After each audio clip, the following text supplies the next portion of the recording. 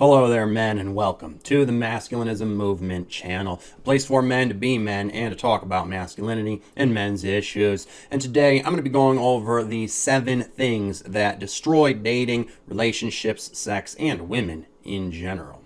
Because if you're at all like me, you can't talk about or listen to people talking about these things for so long without thinking to yourself, how could it have gotten so bad? What exactly has destroyed the entire sexual marketplace and women in general and their ability to relate to us men? Well, here are the 7 culprits that I have pinpointed as having caused women, sex, and dating and relationships to become so ruined in order of their appearance. And the first, of course, is feminism. Specifically, the second, third, and fourth waves, each one being worse than the last, sometimes far worse, like in the case of fourth wave feminism. Feminism, of course, started out innocently enough, just wanting to get women the right to vote and to work and to not be abused by their husbands and such. But things have sure changed, haven't they? I mean, in the second wave, it was all about sexual and reproductive rights. And, then marriage changed. That, of course, changed their ability to pair bond with men. And then in the third and fourth waves, they just became rabid, man-hating bitches. And, now they're a bunch of baby killers. They are just crazy about committing mass infanticide. So feminism is the first and foremost culprit, but not the only one, of course. The next is narcissism. Narcissism has destroyed the minds of women, and it has been on the rise since the 80s. Potentially feminism in the 70s helped this in women, maybe not men, but we know for a fact, because there's been studies done and books written on the rise of narcissism that trace its rise back to the 80s, where this self-esteem training started being a part of elementary school education. And, parents telling their kids that they're special, and that was the start of it. And then that led to, in the 90s, these participation trophies. I never got one, but I heard about them. Narcissism just sort of snowballed after that. And with the rise of the internet and social media, it really blew up. And these things have affected women more and made them so narcissistic that they all think of themselves like princesses or queens or even goddesses without having literally any character strengths or qualities to back that up whatsoever. You can ask one of these women who's calling herself a queen or a goddess what makes her that, and she will say basically it's just that she was born female, because they're getting this narcissistic social conditioning and cultural programming, and it's turning them into a bunch of insane egomaniacs. And then the next thing that happened was no-fault divorce law, again also in the 70s.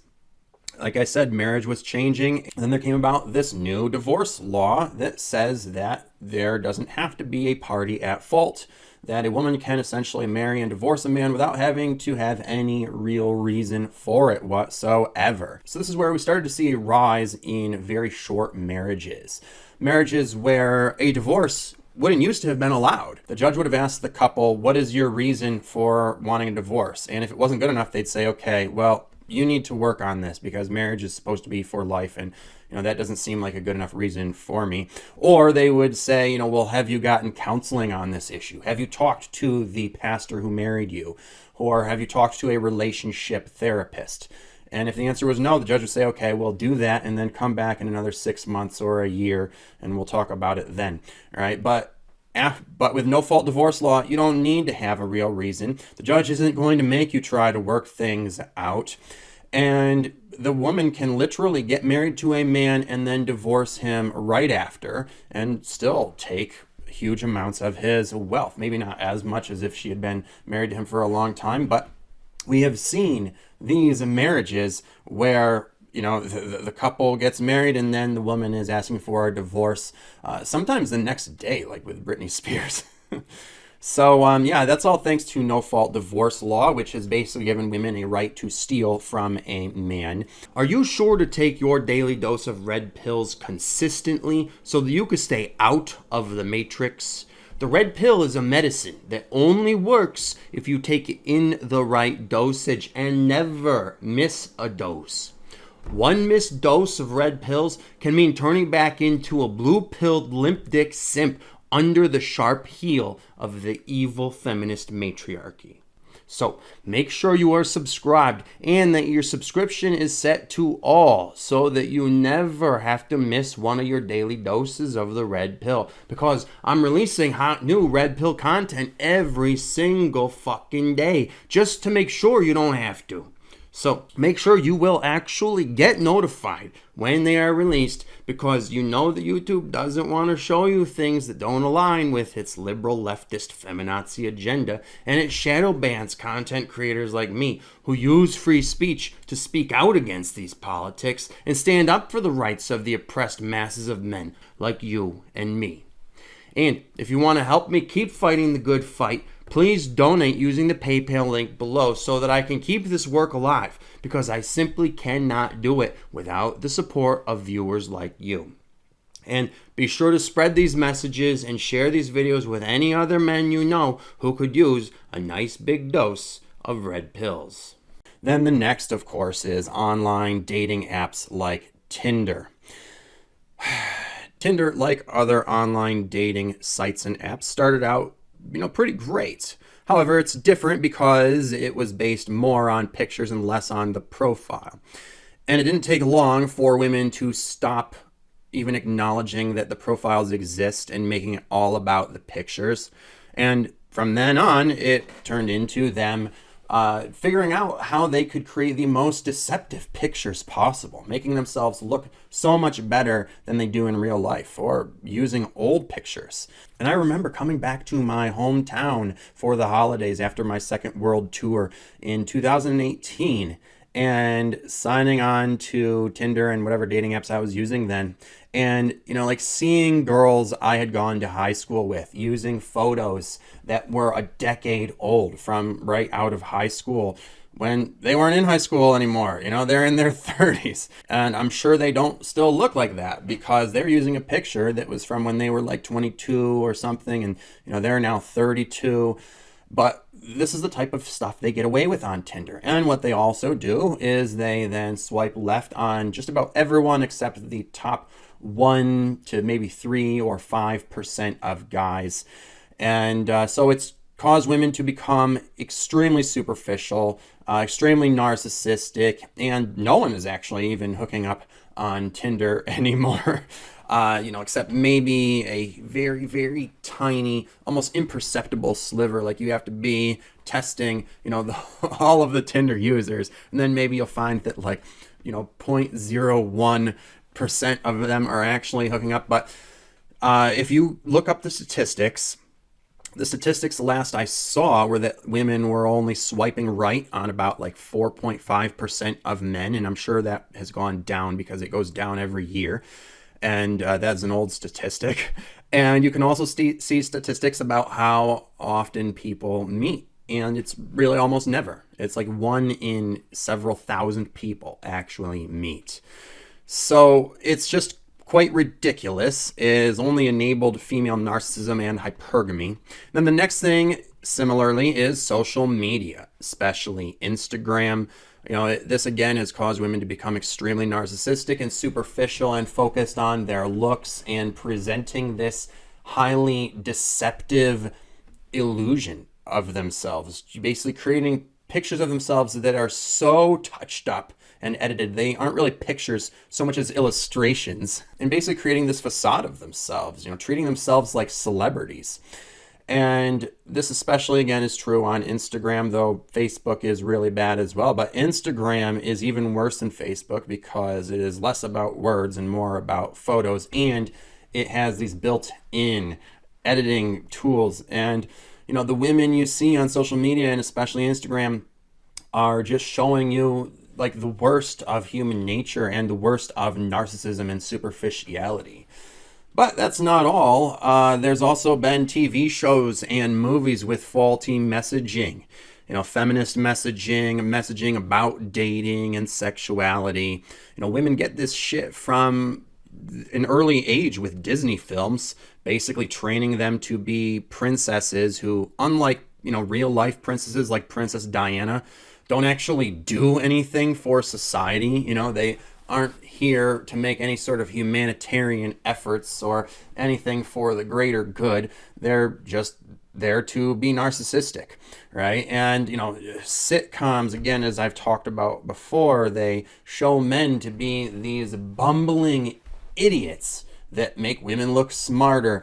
So the TV shows and movies and media that is giving this feminist messaging is a huge culprit here, that it basically brainwashes women with all of these bad ideas that aren't actually helping in reality, especially talk shows that are geared towards giving these messages to women. And these females on the talk show will just be saying the worst things, and yet they have this audience applauding them because the applause sign goes off, so they get applauded, and the women at home who are watching this will be like, oh yeah, she's right, after all, all these women are applauding, so she must be right. So anytime a woman wants to have her bad narcissistic ideas reinforced, all she's got to do is turn on the TV. And then the last thing is the body positivity movement. And where we used to, as men, put up with toxic female behavior if she was hot and, we were able to get our rocks off enough, now we don't get to at least have sex with a hot woman while putting up with all of the toxicity and drama and manipulation that goes along with their narcissism. But we get to date women who, if we met them on a dating app, they show up and they look a lot larger in real life. And then, anytime a woman who is larger shows an interest in us and we aren't interested in her, we become part of some problem because we aren't being body positive enough. And it's crazy that big girls will go for guys like me who are into fitness, who spend, an hour or more almost every single day working out, when they literally weigh more than us, more than we can even deadlift, and expect that fit guys ought to be into them because feminism and the body positivity movement says so. The body positivity movement has told women that they should be able to be as fat as they can be, to blow themselves up like blimps on fast food and junk food, and, to be basically unhealthy and unattractive, and still should be able to be hypergamous and, get guys who are several notches above them in the social hierarchy.